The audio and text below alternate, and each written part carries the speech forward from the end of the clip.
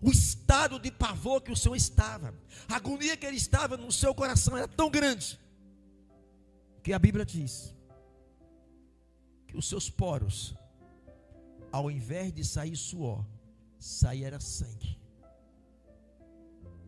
Todo o corpo de Jesus estava banhado de sangue. A agonia, a angústia, o sofrimento era tão grande que os seus microvasos capilares da pele estouraram. E Jesus estava ali de joelho, na sua própria poça de sangue. O que levou Jesus, amada igreja, a sofrer tanto naquele jardim de Getsêmani? Ainda ele não tinha sido entregue, mas por que tanta dor? Ele, Pai, imagine que o Deus Pai olhava para ele e disse: daí até a cruz é com você, meu filho. Você esqueceu que eu mandei você para tu morrer na cruz? Eu agora não posso interferir, porque, filho, o meu propósito é você morrer na cruz para essa humanidade. Este povo está condenado à morte. Não há salvação se não for pela morte da cruz. Mas, Pai, eu não quero. Eu quero desistir. Aí ele acorda. Eu me estalo, Jesus acorda. E ele diz: Pai, eu não vim fazer a minha vontade. Eu vim fazer a vontade daquele que me enviou. Quantas das vezes nós queremos fazer a vontade da nossa natureza pecaminosa? Quantas das vezes essa vontade pecaminosa diz para você: pare, ei, pare, desista. Você tem ido à igreja, você tem orado, você tem lido Bíblia, você tem buscado o seu Deus. Olha para ele, não te olha. Ele te abandonou. Quantas vezes, igreja, parece que Deus nos abandonou? A gente ora, jejua, procura viver uma vida diante do Senhor, e parece que as nossas orações não têm subido aos céus. Parece que Deus nos abandonou. É aquele momento que você olha para um lado, para outro, parece que não tem saída. E agora o que fazer? Deus não me ouve mais. Por que tanto sofrimento? Por que tanta injustiça? Por que tanta dor? Senhor. Aí a natureza disse: largue Jesus, pare. Mas a misericórdia de Deus é tão grande sobre a nossa vida, igreja. Quando a gente menos espera, a mão de Deus vem sobre a nossa vida. Uma providência do Senhor entra em nossa vida. A gente não via saída, mas Deus fez com que onde não tinha saída, surgisse uma saída de escape para nós. Quantos de vocês aqui passaram por um momento de morte? Um passo da morte. Momentos de acidentes, de livramentos, mas nada te atingiu, porque a mão de Deus estava sobre você. Jesus olha para o outro lado, Jesus vê ali a terça parte daqueles anjos que foram expulsos dos céus, dizendo: Jesus, Jesus, desista, desista, Jesus, a caminhada vai ser dolorosa, Jesus, vamos te matar, Jesus, desista. E ele: Pai, eu não posso fazer nada. Que guerra, amada igreja, que batalha. Tem hora que nós entramos nessas batalhas. Tem hora que olhamos: Senhor, o Senhor nos abandonou. Olha para o outro lado, tem um monte de demônio. Desista. Você não vai conseguir. Você não vai conseguir.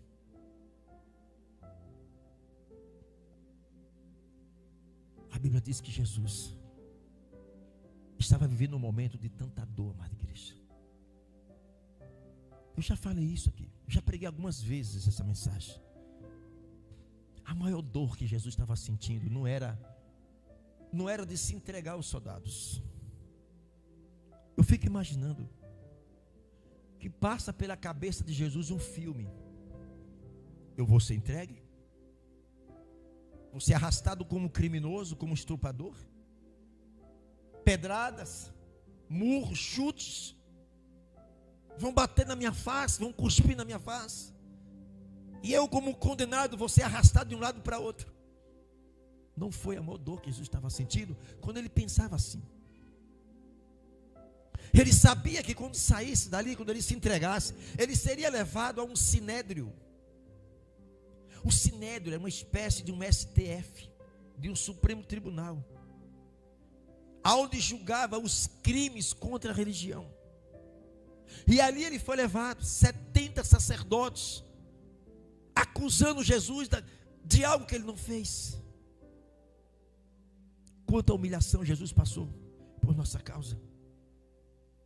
E aí você, crente, quer abandonar a Jesus? Quer largar a cruz? Não há evangelho sem cruz. Não é esse evangelho falsificado que estão pregando por aí, o evangelho de prosperidade, o evangelho só de riqueza, o evangelho só de vantagens. Não, não é isso. O evangelho é de cruz, é de renúncia, é de sacrifício. E Jesus está no Getsêmani, o corpo dele está em sangue. A dor era tremenda, amada igreja, mas ainda não era essa a maior dor, porque quando Jesus sai daquele interrogatório, pagaram testemunhas falsas para acusar o nosso Senhor sem fazer nada. Quando Jesus sai daquele lugar,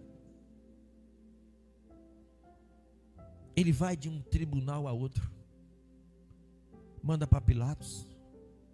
Pilatos interroga, não acha culpa alguma. Manda para Herodes. Herodes interroga. Volta de novo para Pilatos. Jesus está como um cão sem dono, de um lado para outro, sendo humilhado. E essa não foi a dor maior que Jesus estava passando. Não foi a maior dor ainda. Jesus sai dali, amada igreja. Ele vai para uma sala para que fosse aplicado nele o crime contra a religião que ele não cometeu. E este crime contra essa religião, a lei romana dizia que teria que aplicar sobre o corpo de Jesus 40 chicotadas.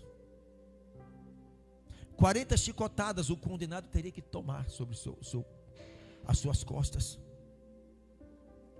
E Jesus vai para esse lugar de espancamento, lugar cruel, lugar de dor. Amarram Jesus de um tronco. Aqueles soldados preparados, homens sem coração, sem dó, sem piedade. Ele se utiliza de um chicote chamado flagrum. Esse chicote ele tinha duas tiras, uma tira larga, estreita, e tinha pedaço de chumbo. Tinha outras tiras mais compridas, finas, mas na ponta dessas tiras compridas e finas tinha pedaço de ossos, com uma única finalidade: quando bater no corpo do condenado, deslacerava os músculos, as carnes. Aquele soldado aplicou 40 chicotadas no nosso Cristo. É como se passa um filme na nossa cabeça. Jesus está caído, ele está amarrado no tronco, uma poça de sangue no chão. Aquele soldado pegava aquele chicote e batia com tanto ódio, com tanta ira sobre o nosso Cristo. Pedaços de carne era arrancado do corpo de Jesus por nossa causa. E esta não foi a maior dor ainda que Jesus passou. Não foi essa dor que levou Jesus a expelir sangue pelos poros do corpo. Não era esse filme que passava pela cabeça de Jesus que levava ele a essa maior dor, porque a maior dor estava por vir. Esse sofrimento foi gradativo. A cada momento ia aumentando a intensidade de sofrimento. O tempo de sofrimento, o tempo de tortura, o tempo de dor. E quando Jesus sai daquela sala de espancamento, ele vai para uma outra sala, chamada sala de escárnio, de humilhação. E aquela autoridade dizia: ele é rei de Israel. E para todo rei tem que ter uma coroa, tem que ter vestes talares de rei. E a coroa que colocaram em Jesus não foi de brilhante, não foi de cristal, não foi de ouro. É uma coroa com espinho. Esse espinho chamado espinhos de Ciris Christi, que até hoje em Jerusalém tem esse espinho.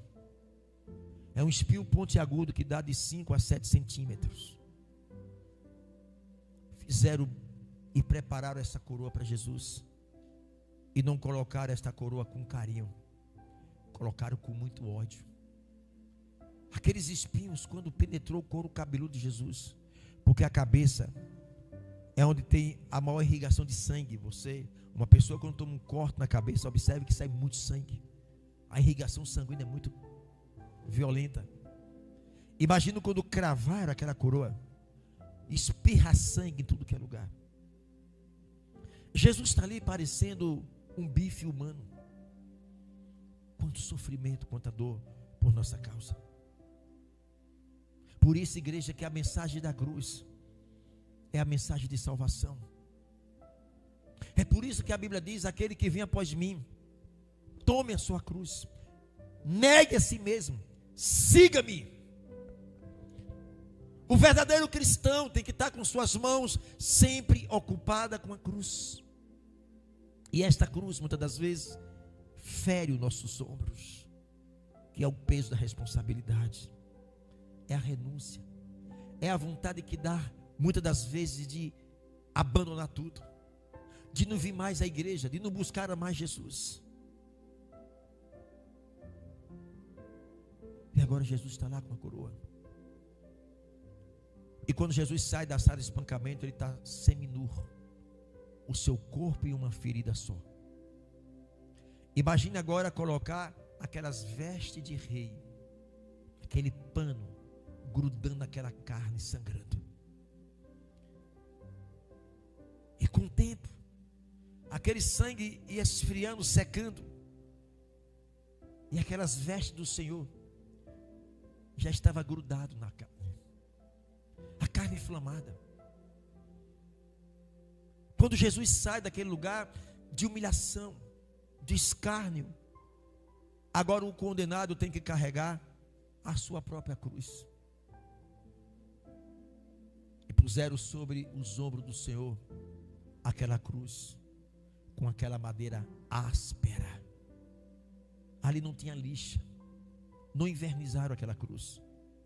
Era uma madeira crua, feita a machado, a facão. Imagine todo o corpo de Jesus em carne viva, as dores latejantes, e o nosso Senhor naquelas ruas apertadas de Jerusalém, carregando aquela cruz, por minha causa, pela tua causa. Ele não desistiu da cruz, igreja. Não desista da cruz de Cristo. Estejam dispostos a pagar um preço. Não se preocupe com o que as pessoas vão pensar ao teu respeito. Se preocupe do que o Senhor vai pensar ao teu respeito. A cruz é o meio a qual chegamos e chegaremos aos céus. Sem ela, ninguém chegará aos céus. É por isso que a mensagem da cruz é uma mensagem que dói, que tem que ter renúncia, que o cristão não pode deixar as suas mãos vazias, tem que estar sempre ocupada com a cruz. E a cruz hoje não é mais uma madeira, como alguém anda em procissão, igual um louco, um doido. Sacrifício de tolo. Jesus carregou aquela cruz para nós não carregarmos mais. A cruz que nós devemos carregar hoje é a cruz do peso da responsabilidade de ser cristão, de passar por lutas e não abrir,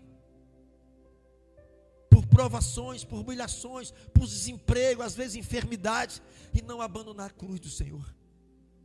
É com ela que nós entraremos nos céus. É por isso que se oferece por aí um evangelho light, de facilidade, aonde o mundo está entrando dentro da igreja e está mudando tudo. Mas o evangelho continua o mesmo. É de luta e de sacrifício. Talvez você, esposa, que tem um marido que é incrédulo, só sabe você e Deus como é difícil, ou vice-versa. Talvez dentro da sua casa, só você representa a luz de Cristo. Mas foi você que Deus te escolheu. Antes de você sofrer, Jesus sofreu primeiro por nós. E o nosso sofrimento não dá para comparar com o sofrimento de Cristo. E Jesus vai com aquela cruz em direção ao lugar de execução. O lugar chamado Gólgota. Lugar de execução. Quando Jesus chega com aquela pesada cruz, imagina que ele cai, aí ele olha para o chão, ele vê um buraco no chão, que era para fincar a sua cruz. Pegam Jesus, esticam Jesus,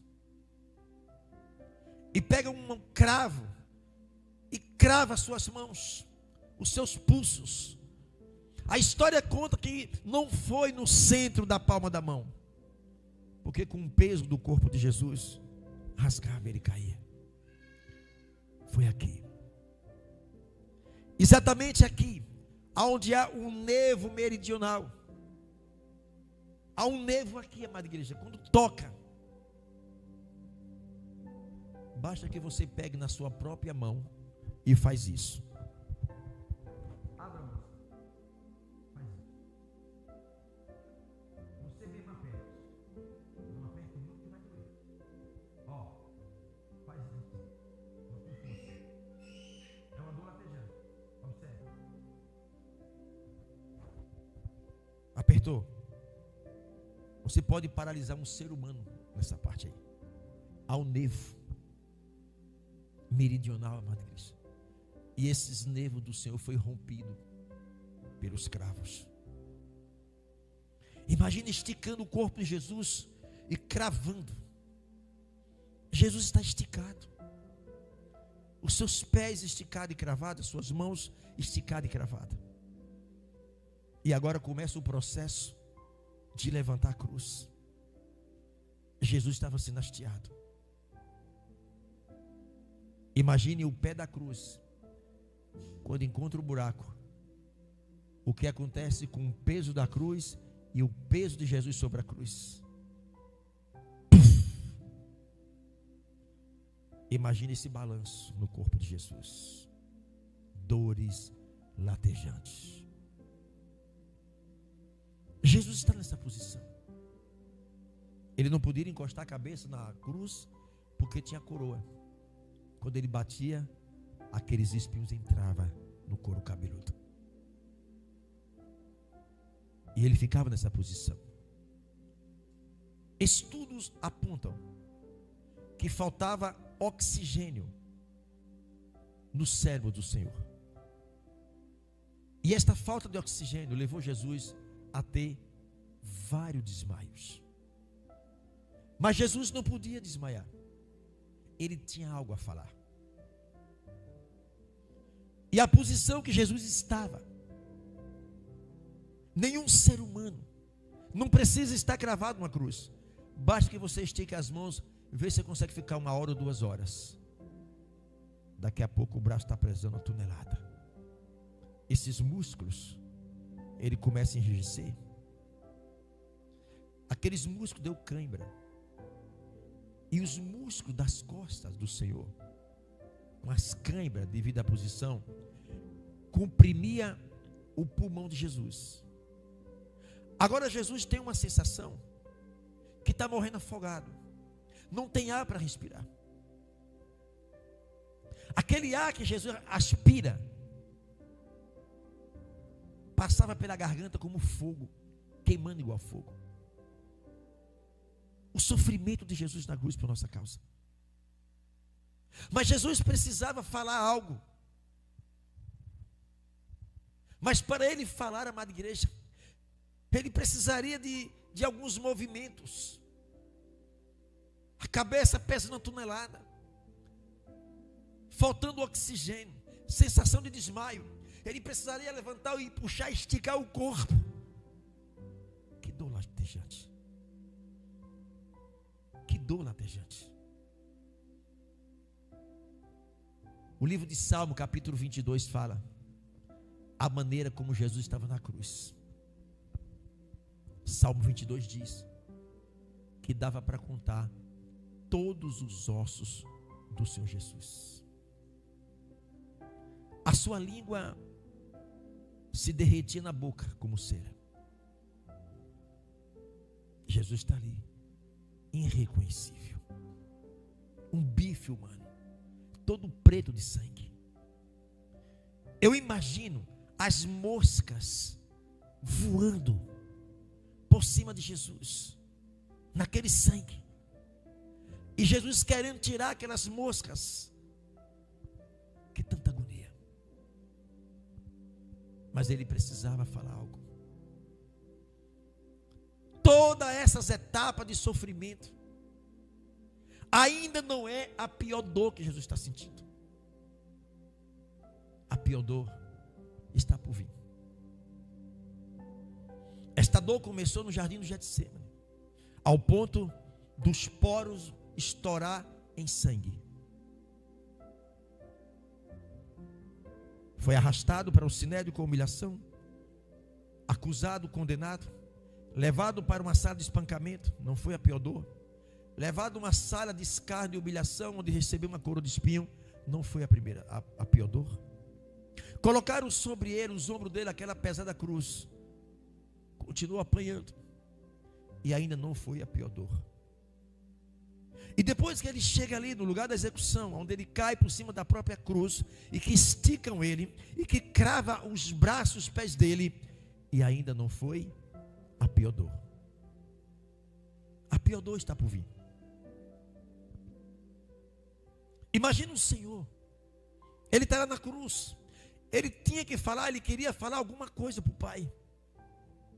E ele diz na cruz: Lama, Lama, Lama sabactane, Deus meu, por que me desamparaste? Eu fico imaginando o Deus Pai olhar para a cruz e virar o rosto. Tamanho foi o sofrimento daquele filho.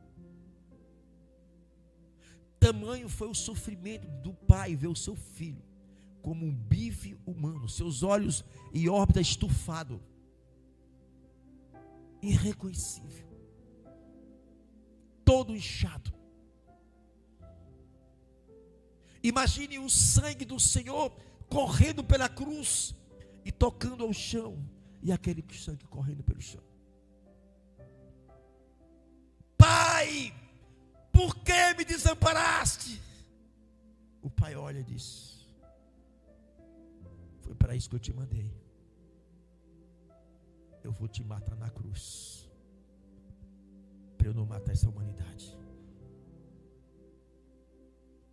O Deus Pai matou seu próprio filho por nós, sacrificou na cruz. A Bíblia diz que quando Jesus expira ali, Pai, está consumado, ele baixa a cabeça. Depois veio o soldado com uma lança e perfurou o coração dele. A pior dor que Jesus sentiu foi a dor dele ter se separado do Pai. A pior dor de um ser humano é um dia partir dessa terra e estar separado do Pai. A pior dor é uma pessoa morrer sem a salvação. A pior dor é partir deste corpo e rejeitar Jesus. A pior dor é a separação do homem com Deus. Porque o homem sem a presença de Deus, quando morrer, ele vai estar em densas trevas. Nunca mais terá fim. Lá é um lugar onde os vermes não morrem. Se pegar uma pessoa de cabeça para baixo, colocar no fogo, para estar sapecando aos poucos, morrer aos poucos ali, esta dor nem se compara com a dor da separação da alma com Deus. A Bíblia diz: se hoje eu pedir a tua alma, o que tu tens para oferecer? Todos nós estamos caminhando para um destino eterno, queira você aceitar ou não. Nós estamos caminhando para um destino eterno. É você que escolhe. É nós que escolhemos aonde nós iremos passar a eternidade. Não, pastor, é Deus. Não. Deus sabe, mas Deus não escolhe. A escolha está dentro de cada um de nós. Onde vocês querem passar a eternidade? Com Deus ou com Satanás? A escolha é do homem. Deus não decide onde nós iremos passar a eternidade. A coisa é mais séria, igreja. Será que você olhar para a tua alma, olhar para você mesmo, que nós somos um ser espiritual, que nós não morremos. O que morre é o corpo. Essa casa que nós moramos, residimos aqui, essa casa vai se desfazer, vai morrer. Amada igreja, mas nós não morremos. O que Deus faz não se destrói. A nossa alma é imortal. No dia que o nosso corpo morrer, que o nosso corpo tombar, nós não podemos mais morar aqui. O corpo está morto. E como nós não podemos voltar para o nosso corpo morto, nós temos que partir para a eternidade. E é o homem que escolhe. Não deixe para fazer isso amanhã. Amanhã pode ser tarde. Não brinque com a tua alma. Não brinque com a tua alma, igreja. Ela geme dentro de cada um de vocês, de cada um de nós. A nossa alma chama pelo nosso nome: fulano, me leve até o caminho do Senhor. Eu não quero ir para esse caminho. A decisão é nossa, igreja. A morte do Senhor não foi em vão. Não brinque com o evangelho. Não existe evangelho sem cruz. Aquele que vem após mim, tome a sua cruz, negue a si mesmo, siga-me. Tem um preço. E nós temos que seguir esse Cristo. Não da maneira que nós achamos que temos que seguir, mas seguir da maneira que Ele quer que nós sigamos Ele. Renúncia. Um dia desse vocês tinham 10 anos, 20 anos, 30 anos. Não passou rápido? Ou não? Parece que foi ontem. Parece que seus 18 anos, nosso 18 anos, foi ontem. Rápido. E nós estamos aqui de pé. É porque Deus tem propósito. Se nós já tínhamos partido já. O que você tem feito com a tua alma? Enquanto o Espírito Santo, amada igreja, Ele está lutando pela nossa alma. Há demônios também, seres espirituais das trevas, que está trabalhando também para levar a nossa alma. O Espírito Santo quer nos conduzir uma vida eterna com o Pai. Mas o espírito do diabo, ele quer conduzir o nosso espírito a um sofrimento eterno. E nós ficamos no meio. E nós decidimos para que lado nós iremos pular. Não existe quase crente ou quase salvo. O Senhor, olhando para este mundo, Ele só conhece dois tipos de seres humanos: salvos ou perdidos. Não tem quase salvo e nem quase perdido.